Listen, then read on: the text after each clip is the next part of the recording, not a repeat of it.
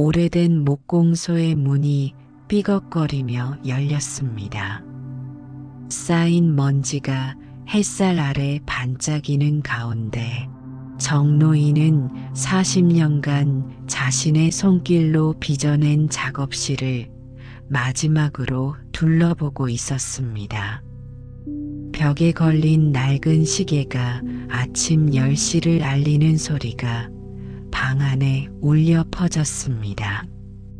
몇 달 전 갑작스러운 손떨림으로 시작된 병은 그의 목공 인생에 마침표를 찍게 만들었습니다.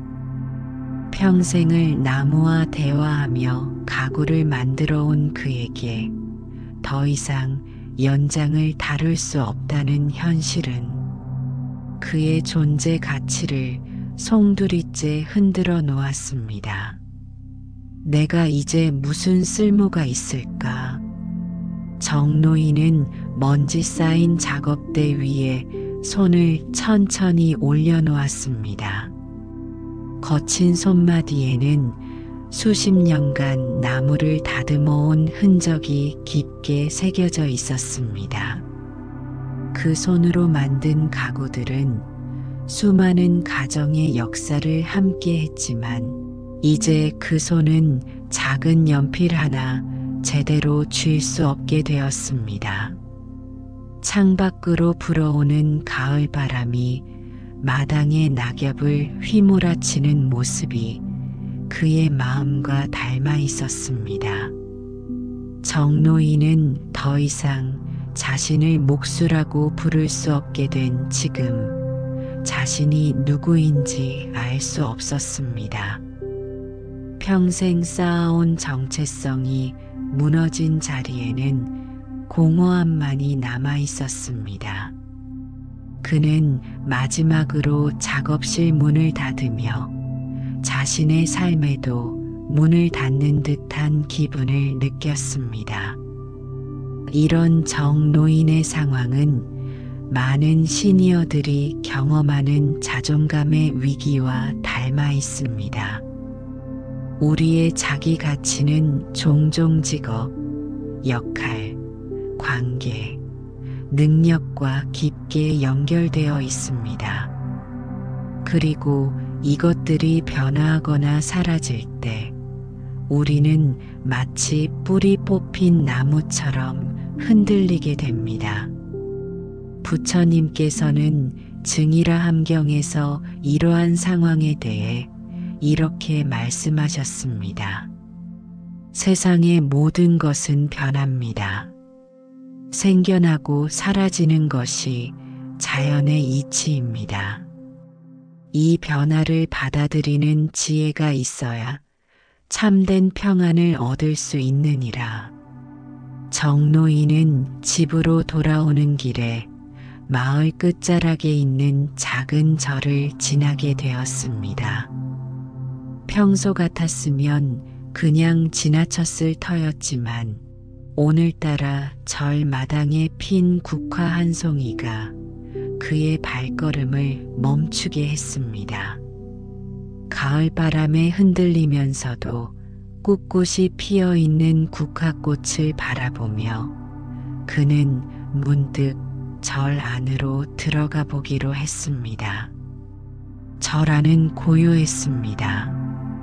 낮은 처마 아래로 햇살이 비스듬히 들어와 법당 바닥을 따뜻하게 비추고 있었습니다. 마침 그때 법당에서 나오시던 노스님과 눈이 마주쳤습니다. 어서 오십시오.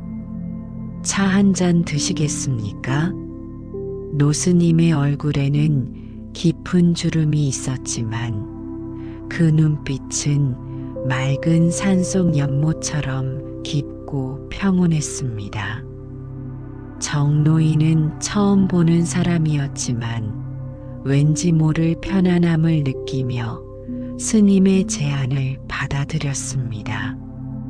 작은 다실에 앉아 스님이 내어주는 차를 마시며 정노인은 자신도 모르게 속마음을 털어놓기 시작했습니다. 평생 몫으로 살아온 이야기, 갑자기 찾아온 병으로 더 이상 일을 할 수 없게 된 현실, 그리고 자신의 존재 가치를 잃어버린 것 같은 공허함까지. 노스님은 묵묵히 그의 이야기를 들어준 후 작은 목각 불상 하나를 정 노인에게 건네주었습니다. 이 불상은 어떻게 보이십니까? 정 노인은 전문가의 눈으로 불상을 살펴보았습니다. 솜씨가 매우 거칠고 미숙합니다. 처음 목공을 배우는 초보자의 작품 같네요. 노스님이 미소를 지었습니다. 맞습니다. 제가 60세에 처음 목공을 배워 만든 첫 작품입니다. 정노인은 놀란 눈으로 스님을 바라보았습니다. 저는 평생 다른 길을 걸어왔지만 환갑이 지나 목공을 시작했습니다. 처음에는 정말 서툴렀죠. 하지만 불상을 만들며 저는 중요한 것을 깨달았습니다. 우리의 가치는 우리가 무엇을 하는지가 아니라 우리가 어떻게 존재하는지에 있다는 것을요. 부처님께서는 법구경에서 이와 관련하여 깊은 가르침을 주셨습니다. 천마디의 쓸모없는 말보다 한마디의 유익한 말이 낫고, 그것을 들은 사람이 마음의 평안을 얻는다면 그것이 최상이니라. 노스님은 차를 다시 따르며 말을 이어갔습니다. 부처님께서는 자신의 가치를 외부의 조건에 두지 말라고 가르치셨습니다. 당신이 목수였다는 사실은 변하지 않습니다. 그것은 당신의 일부분이지만 당신의 전부는 아닙니다. 정노인은 고개를 끄덕이면서도 마음 한구석에는 여전히 의문이 남아 있었습니다. 하지만 스님, 제가 평생 해온 일을 더 이상 할 수 없다면 저는 과연 어떤 가치가 있을까요? 이제 누구에게도 필요한 사람이 아닌 것 같습니다. 노스님은 잠시 침묵했다가 창밖을 가리켰습니다. 마당에 핀 국화꽃들이 바람에 흔들리고 있었습니다. 저 국화는 누구를 위해 피었을까요? 누군가에게 필요해서 핀 것일까요? 아니면 그저 국화이기에 피는 것일까요? 정노인은 대답하지 못했습니다. 우리는 종종 자신의 가치를 다른 사람들에게 얼마나 유용한가, 얼마나 필요한가로 판단합니다. 하지만 부처님께서는 삼법인을 통해 모든 존재에는 그 자체로 본래의 가치가 있음을 가르치셨습니다. 마치 저 국화가 그저 국화로서 존재하는 것만으로도 충분한 가치가 있는 것처럼요. 부처님께서는 중화암경에서 이렇게 말씀하셨습니다. 세상 모든 존재는 있는 그대로의 모습으로 존귀합니다. 외부의 조건에 의해 그 가치가 결정되는 것이 아니라 본래부터 온전한 것이니라. 노스님은 다시 정노인의 거친 손을 바라보았습니다. 당신의 손은 여전히 지혜를 담고 있습니다. 비록 예전처럼 연장을 다루지는 못할지 모르지만 당신이 평생 쌓아온 경험과 지혜는 사라지지 않았습니다. 정노인은 자신의 손을 바라보았습니다. 평생 나무를 만지며 익힌 감각, 나의 태를 읽는 법, 나무의 결을 따라 깎아나가는 지혜. 그것들은 여전히 그의 것이었습니다. 노스님은 이어서 부처님의 가르침을 전했습니다. 부처님께서는 자신을 바라보는 3가지 지혜로운 방법에 대해 말씀하셨습니다. 첫째는 변화하는 모든 것에 집착하지 않는 것. 둘째는 자신의 본래 모습을 있는 그대로 받아들이는 것. 셋째는 자신과 타인을 구분하는 경계를 허무는 것입니다. 정노인은 깊은 생각에 잠겼습니다. 그동안 그는 자신을 목수라는 단일한 정체성으로만 바라보았습니다. 하지만 그는 또한 아버지였고 남편이었으며 이웃이었고 시민이었습니다. 그리고 무엇보다 그는 단 하나뿐인 대체 불가능한 인간 정씨였습니다. 그때 법당에서 목탁 소리가 울려 퍼졌습니다. 저녁 예불 시간이었습니다. 함께 예불을 드리시겠습니까? 노스님이 물었습니다. 정노인은 고개를 끄덕였습니다. 그는 불교 신자가 아니었지만 오늘은 이 고요한 시간이 필요하다고 느꼈습니다. 법당에 앉아 목탁 소리를 들으며 정노인은 자신의 삶을 돌아보기 시작했습니다.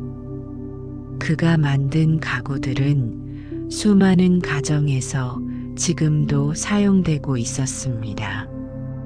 그의 작품들은 결혼식, 출산, 이사, 장례식까지 가족들의 온갖 순간을 함께 했습니다.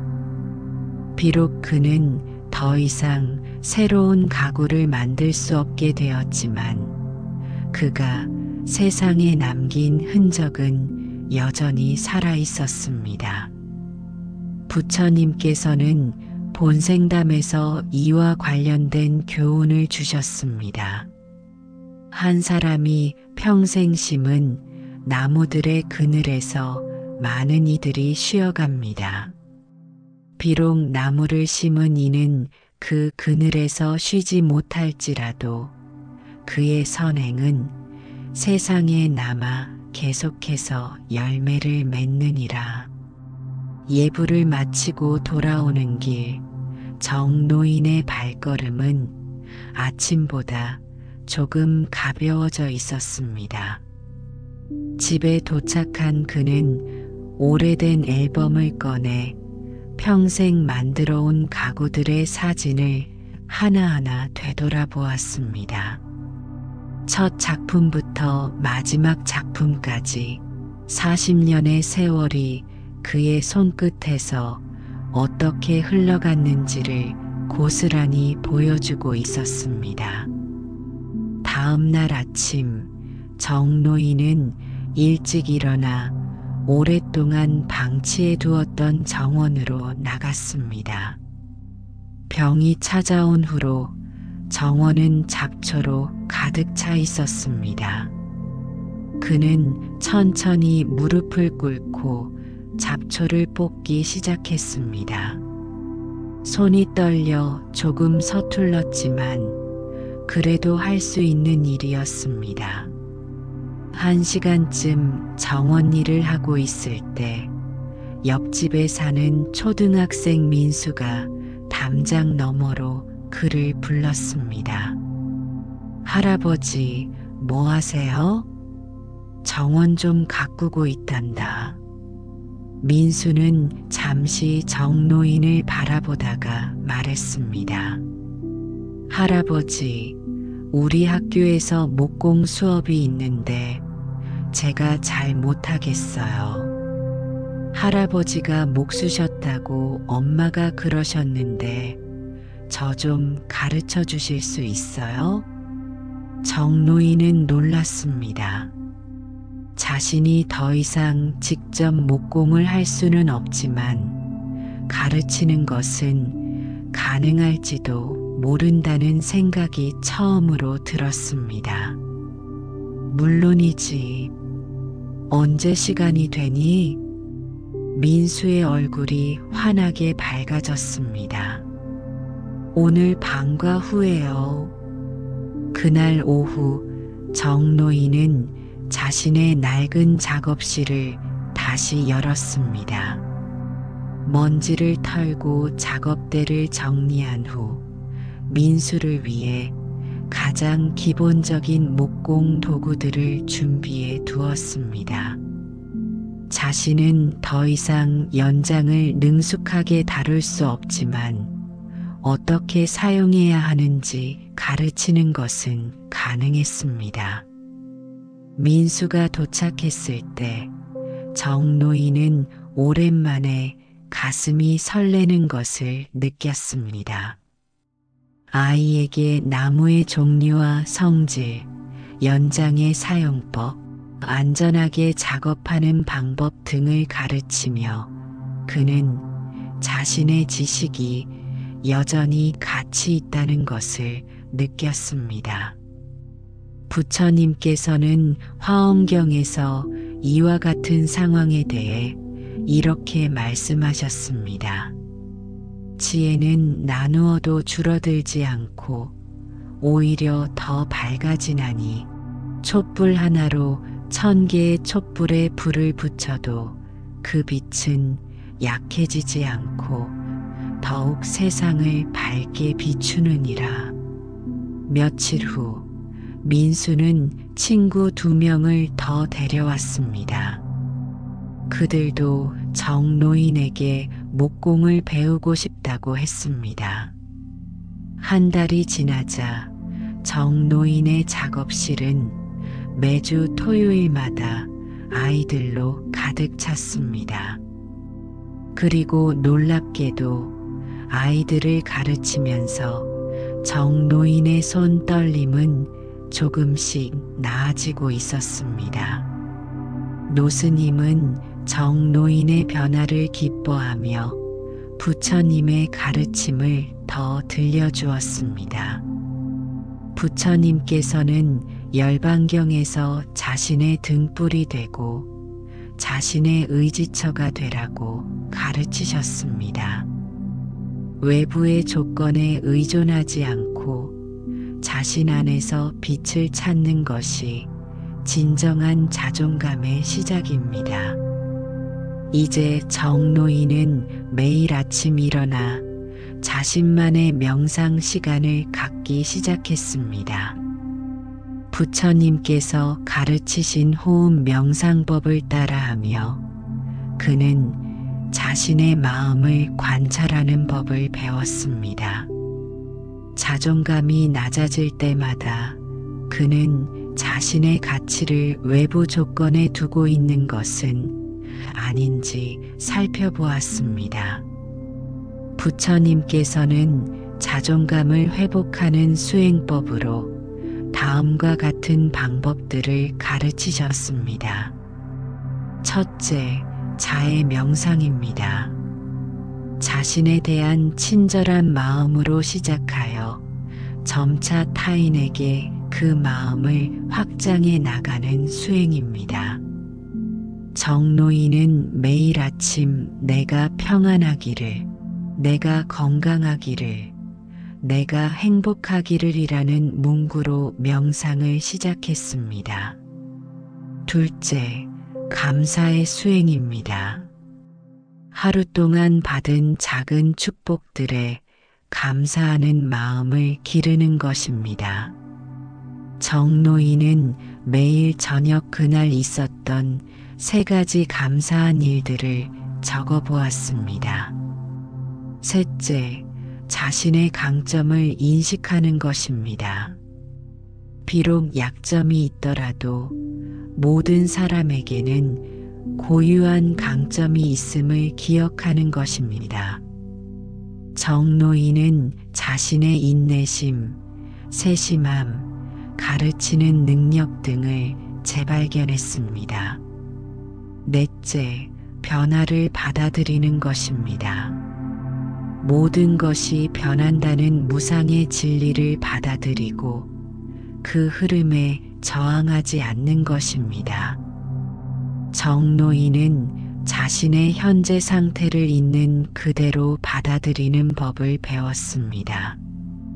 다섯째, 타인을 위한 봉사입니다. 자신보다 어려운 이들을 돕는 과정에서 자신의 가치를 재발견하는 것입니다. 정노인은 아이들에게 목공을 가르치는 것이 자신에게 얼마나 큰 기쁨을 주는지 깨달았습니다. 여섯째, 자기 연민입니다. 자신의 실패나 약점을 비난하지 않고 자비로운 마음으로 바라보는 것입니다. 정노인은 자신의 병을 원망하는 대신 그것을 삶의 일부로 받아들이기 시작했습니다. 일곱째, 무아의 지혜를 기르는 것입니다. 나라는 고정된 실체가 없음을 이해하고 집착으로부터 자유로워지는 것입니다. 정노인은 목수라는 정체성에 대한 집착을 조금씩 내려놓았습니다. 부처님께서는 자바함경에서 이러한 수행의 결과에 대해 이렇게 말씀하셨습니다. 마음을 잘 다스린 자는 어떤 상황에서도 평안을 잃지 않나니 그것이 바로 최상의 행복이니라. 여름이 지나고 가을이 깊어갈 무렵 정노인은 마을 노인회관에서 목공 교실을 열기로 했습니다. 같은 또래의 은퇴한 어르신들에게 간단한 목공예품을 만드는 법을 가르치는 시간이었습니다. 처음에는 3명의 할아버지만 참석했지만 곧 소문이 퍼져 10여 명의 노인들이 모이게 되었습니다. 저는 평생 사무직으로 일했는데 늘 뭔가를 만들어 보고 싶었어요. 한 할아버지가 말했습니다. 저는 아내가 돌아가신 후 집에만 있었는데 이렇게 나와서 뭔가를 배우니 정말 좋네요. 다른 할아버지가 덧붙였습니다. 정노인은 같은 또래의 친구들에게 삶의 지혜와 함께 목공의 기술을 나누며 새로운 기쁨을 발견했습니다. 손이 여전히 완전하지는 않았지만 그는 자신이 할 수 있는 방식으로 삶에 기여하고 있었습니다. 부처님께서는 상응부경에서 이와 관련하여 이렇게 말씀하셨습니다. 삶의 가치는 얼마나 오래 사느냐가 아니라 얼마나 충만하게 사느냐에 있느니라. 하루를 의미 있게 사는 것이 의미 없이 100년을 사는 것보다 낫니라. 어느 가을 저녁 정노인은 마당에 앉아 석양을 바라보고 있었습니다. 작업실에서 들려오는 아이들의 웃음소리가 가을 바람을 타고 그에게 전해졌습니다. 민수는 이제 혼자서도 간단한 목공품을 만들 수 있게 되었고 다른 아이들도 각자의 속도로 발전하고 있었습니다. 정노인은 이제 자신이 불필요한 사람이 아님을 알았습니다. 그는 여전히 가치 있는 존재였습니다. 비록 예전처럼 가구를 만들 수는 없지만 그가 평생 쌓아온 지혜와 경험은 여전히 세상에 필요했습니다. 그리고 무엇보다 그의 가치는 그가 무엇을 하느냐가 아니라 그가 어떤 사람이냐에 있다는 것을 깨달았습니다. 부처님께서는 자존감에 대해 금강경에서 이렇게 가르치셨습니다. 참된 자아를 찾는 이는 외부가 아닌 내면에서 찾아야 하느니라. 그대의 본성은 맑은 거울과 같아서 먼지가 앉았다고 해서 그 본질이 변하는 것이 아니니라. 겨울이 찾아왔을 때 정노인의 집 근처 절에서는 작은 전시회가 열렸습니다. 새로운 시작이라는 제목의 이 전시회에는 정노인의 목공 교실에서 만든 작품들이 전시되었습니다. 아이들의 투박하지만 정성 어린 작품들, 노인회관 어르신들의 소박한 목공 예품들, 그리고 정노인이 직접 지도한 작품들까지. 전시회 개막식에서 노스님은 이렇게 말했습니다. 부처님께서는 우리에게 모든 존재는 그 자체로 완전하다고 가르치셨습니다. 우리가 할 일은 단지 그 완전함을 깨닫고 실현하는 것뿐입니다. 정 선생님은 자신의 손이 더 이상 예전 같지 않다고 생각했지만 그의 마음과 지혜는 여전히 빛나고 있었습니다. 그리고 그 빛으로 우리 모두를 밝혀주셨습니다. 전시회를 찾은 마을 사람들은 정노인에게 감사의 인사를 전했습니다. 민수의 어머니는 눈물을 글썽이며 말했습니다. 아이가 목공 수업을 통해 인내심과 집중력을 배웠어요. 정말 감사합니다. 노인회관의 한 할아버지는 자신이 만든 작은 상자를 자랑스럽게 보여주며 말했습니다. 80년을 살았지만 이렇게 뭔가를 직접 만들어 본 적은 처음입니다. 새로운 즐거움을 알게 해주셔서 고맙습니다.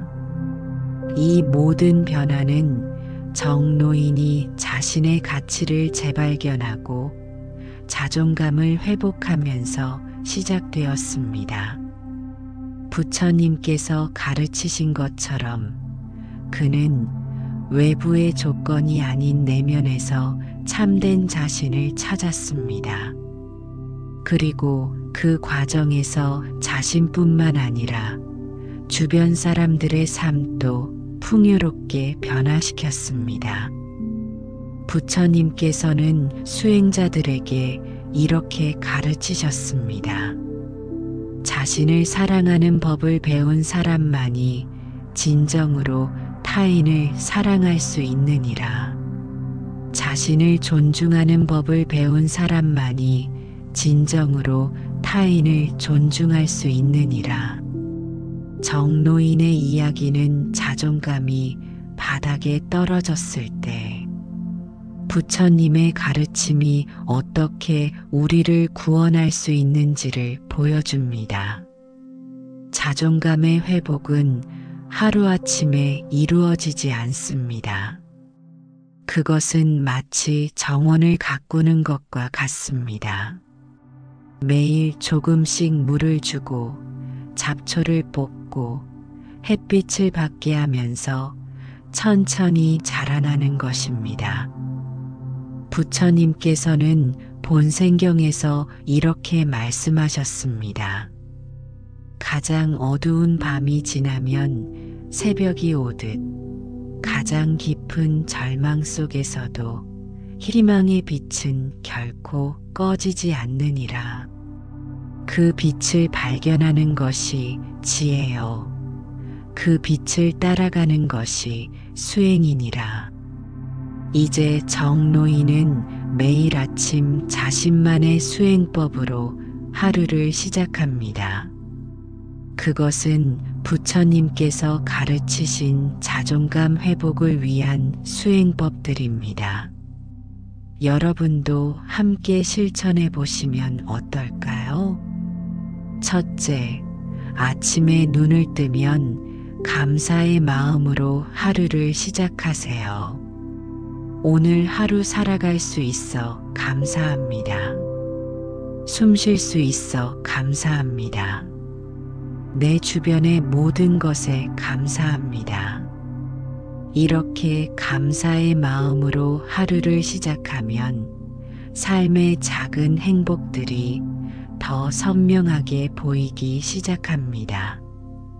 둘째, 거울을 볼 때마다 자신에게 친절한 말을 건네보세요. 당신은 충분히 가치 있는 사람입니다. 당신은 있는 그대로 사랑받을 자격이 있습니다. 우리는 종종 타인에게는 친절하면서 자신에게는 가혹합니다.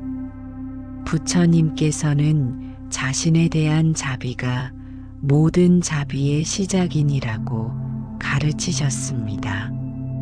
셋째, 하루에 15분이라도 명상의 시간을 가지세요. 편안한 자세로 앉아 자신의 호흡에 집중하면서 마음속에 일어나는 생각들을 판단하지 않고 지켜봅니다. 이것은 마음의 흐름을 관찰하는 윗바사나 명상의 기본입니다. 부처님께서는 자신의 마음을 아는 자는 세상을 아느니라고 말씀하셨습니다. 넷째, 자신의 강점 목록을 만들어 보세요. 우리는 약점에는 민감하면서 강점은 쉽게 잊어버립니다. 정노인은 자신이 더 이상 가구를 만들 수 없다는 약점에 집중했지만 그의 진정한 강점은 인내심, 세심함, 가르치는 능력에 있었습니다. 부처님께서는 한 사람의 가치는 그가 가진 모든 측면의 총합이니 단일한 측면으로 평가할 수 없느니라고 가르치셨습니다. 다섯째, 하루에 한 가지라도 타인을 위한 친절한 행동을 실천하세요.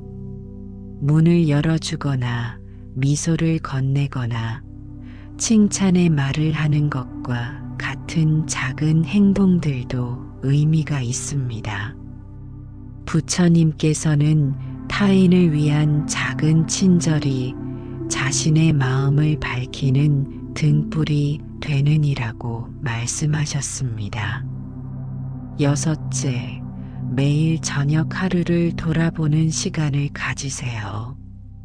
오늘 있었던 일들 중 3가지 좋은 일을 기억해보고 그것에 감사하는 마음을 가집니다.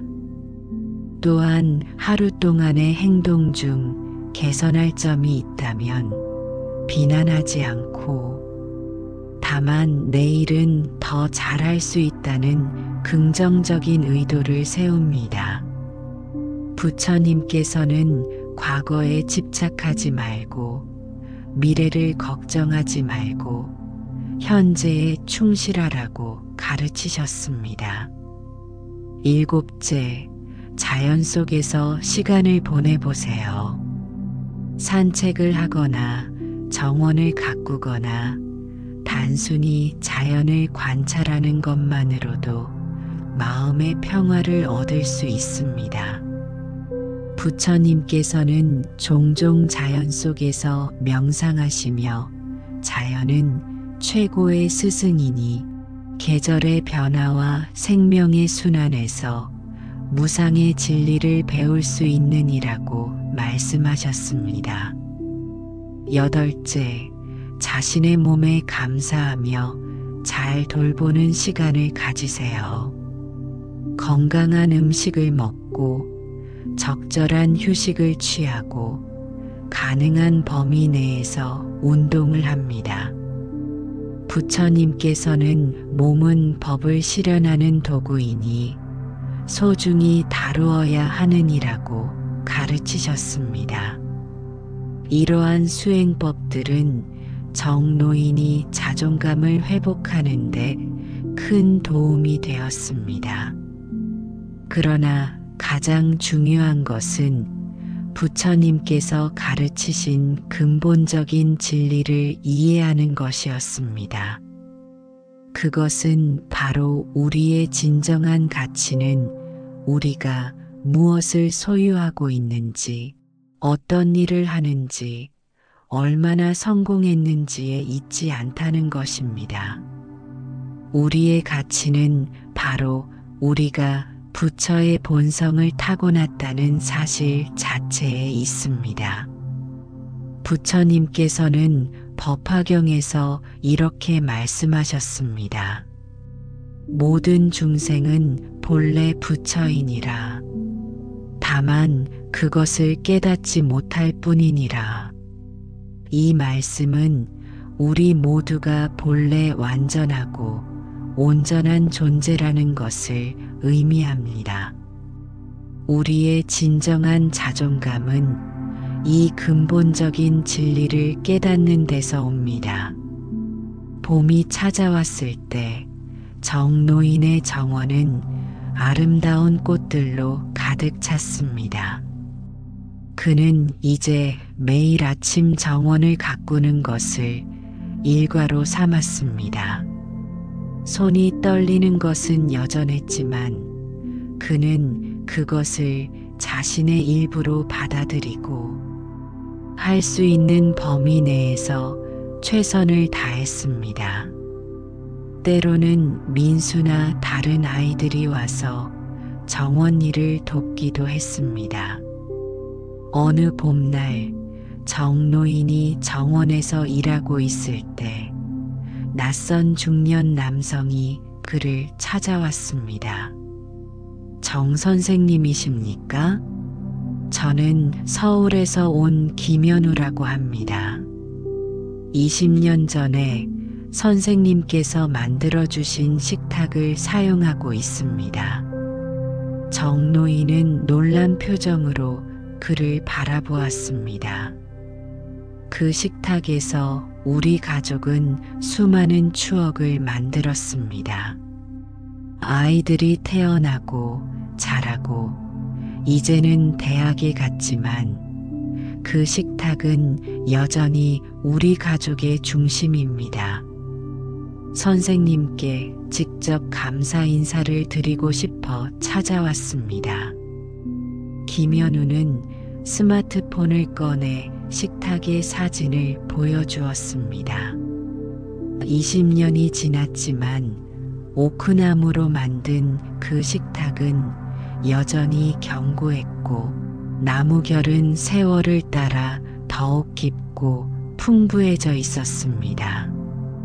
선생님의 작품을 찾는 사람들이 많습니다. 혹시 가구 제작은 더 이상 안 하시나요? 정노인은 자신의 떨리는 손을 바라보며 씁쓸하게 웃었습니다. 건강상의 이유로 더 이상 제작은 어렵습니다만 그렇다면 혹시 자문을 해주실 수 있으실까요? 저는 가구 회사를 운영하고 있는데 선생님의 작품을 계승하고 싶습니다. 선생님의 디자인과 철학을 배우고 싶습니다. 정노인의 눈에 눈물이 고였습니다. 그는 자신의 작품이 이렇게 오랜 세월 동안 누군가의 삶에 의미를 더해 주었다는 사실에 깊은 감동을 받았습니다. 그리고 자신의 지식과 경험이 여전히 가치 있게 여겨진다는 사실이 그의 마음을 따뜻하게 했습니다. 물론입니다. 제가 알고 있는 것을 나눌 수 있어 기쁩니다. 부처님께서는 자신의 가르침을 등불에 비유하셨습니다. 한 등불로 다른 등불을 밝히면 원래의 등불은 빛을 잃지 않으면서도 더 많은 빛을 세상에 전할 수 있느니라. 지혜도 이와 같아서 나눌수록 더 밝아지느니라. 정노인은 이제 자신의 지식과 경험을 다음 세대에게 전하는 역할을 하게 되었습니다. 그는 김현우의 회사에 주 2일 자문으로 일하게 되었고 젊은 목수들에게 목공의 철학과 세심한 기술을 가르쳤습니다.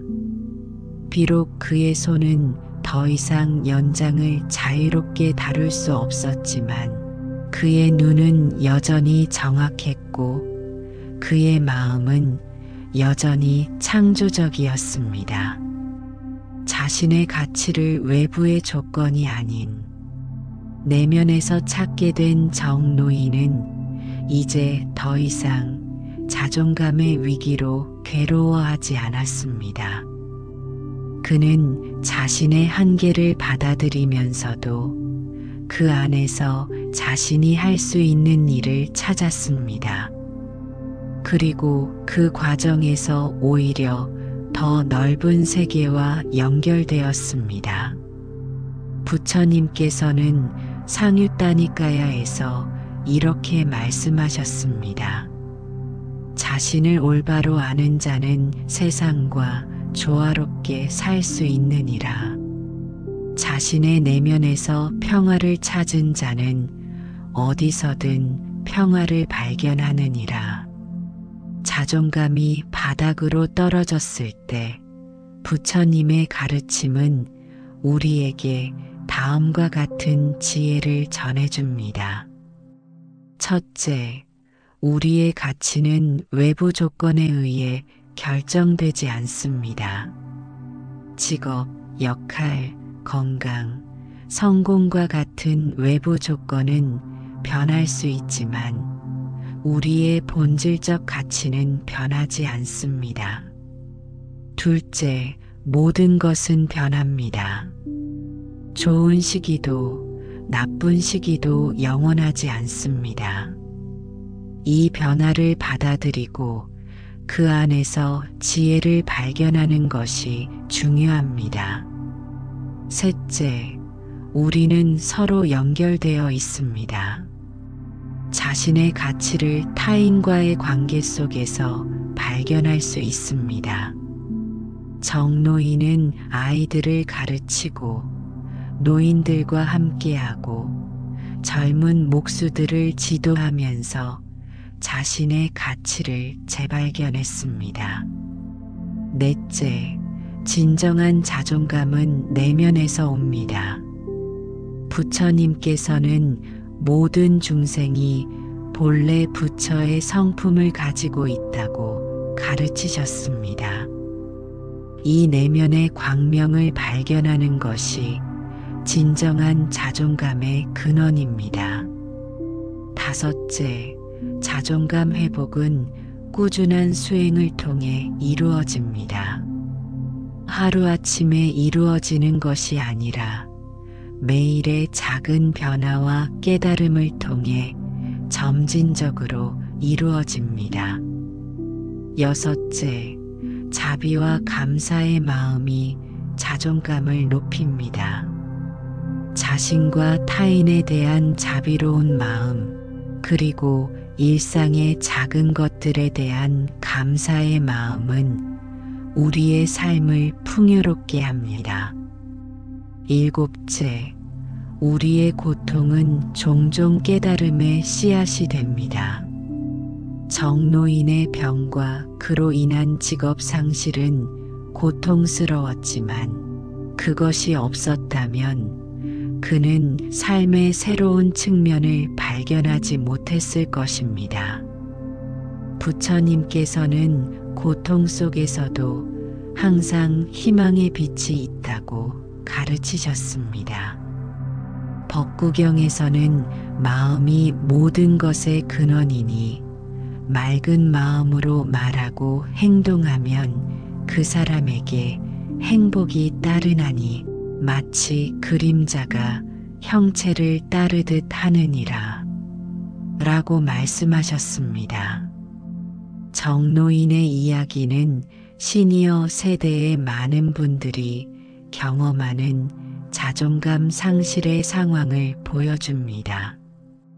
은퇴, 건강 문제, 역할 변화, 사회적 관계의 축소 등으로 인해 자존감이 낮아질 수 있습니다. 하지만 부처님의 가르침은 이러한 상황에서도 우리가 어떻게 자신의 가치를 재발견하고 의미 있는 삶을 이어갈 수 있는지를 보여줍니다. 이제 여러분도 자신의 삶 속에서 부처님의 가르침을 실천해 보시기 바랍니다. 아침에 눈을 뜰 때마다 나는 있는 그대로 가치 있는 존재입니다라고 자신에게 말해보세요. 하루 중 잠시라도 명상의 시간을 가지고 자신의 호흡에 집중하며 마음의 평화를 찾아보세요. 타인에게 작은 친절을 베풀고 그 과정에서 자신의 가치를 재발견해 보세요. 자연과 함께하는 시간을 통해 모든 것이 연결되어 있음을 느껴보세요. 부처님께서는 우리 모두에게 이렇게 말씀하십니다. 그대는 이미 충분합니다. 그대는 있는 그대로 완전합니다. 다만 그것을 깨닫지 못할 뿐입니다. 정노인이 자신의 새로운 역할을 받아들이고 기쁨을 찾은 것처럼 우리도 삶의 모든 변화 속에서 자신의 가치를 재발견할 수 있습니다. 나이가 들어감에 따라 우리의 역할과 능력은 변할 수 있지만 우리의 본질적 가치는 변하지 않습니다. 부처님께서는 자신을 사랑하는 법을 배운 사람만이 타인을 진정으로 사랑할 수 있다고 가르치셨습니다. 자존감이 높은 사람은 자신의 행복에 책임을 지고 타인의 행복에도 기여할 수 있습니다. 그것이 바로 부처님께서 말씀하신 자리이타의 정신입니다. 노스님은 정노인에게 이렇게 말했습니다. 밤하늘의 별들을 보십시오. 각각의 별은 고유한 빛을 가지고 있습니다. 어떤 별은 밝게 빛나고 어떤 별은 희미하게 빛납니다. 하지만 그 모든 별들이 함께 밤하늘을 아름답게 만듭니다. 우리 모두는 그런 별과 같습니다. 각자 다른 방식으로 빛나지만 모두가 소중하고 필요한 존재입니다. 부처님께서는 증이라 함경에서 이와 관련하여 한 송이 꽃이 만발한 들판에 피어 있을 때 그 꽃은 자신이 작다고 생각하지 않습니다. 그저 자신의 향기를 내며 자연의 아름다움에 기여할 뿐입니다. 사람도 이와 같아서 자신의 역할이 작다고 생각하지 말고 세상에 자신만의 빛과 향기를 더하면 됩니다. 라고 말씀하셨습니다. 정노인의 일상은 이제 새로운 리듬을 찾았습니다. 아침에는 정원을 가꾸고 오전에는 노인회관에서 목공 교실을 진행하고 오후에는 아이들을 가르치거나 김현우의 회사에서 자문을 제공합니다. 저녁에는 명상을 하고 하루를 돌아봅니다. 그의 손은 여전히 떨리지만 그의 마음은 평온합니다. 어느 날 정노인은 작업실 벽에 새로운 글귀를 걸었습니다. 그것은 부처님의 말씀을 담은 것이었습니다. 내 손으로 할 수 없는 일이 있어도 내 마음으로 할 수 있는 일이 있느니라. 내 몸에 한계가 있어도 내 영혼에는 한계가 없느니라. 이 글귀는 매일 작업실에 들어오는 아이들과 노인들, 그리고 젊은 목수들에게 영감을 주었습니다.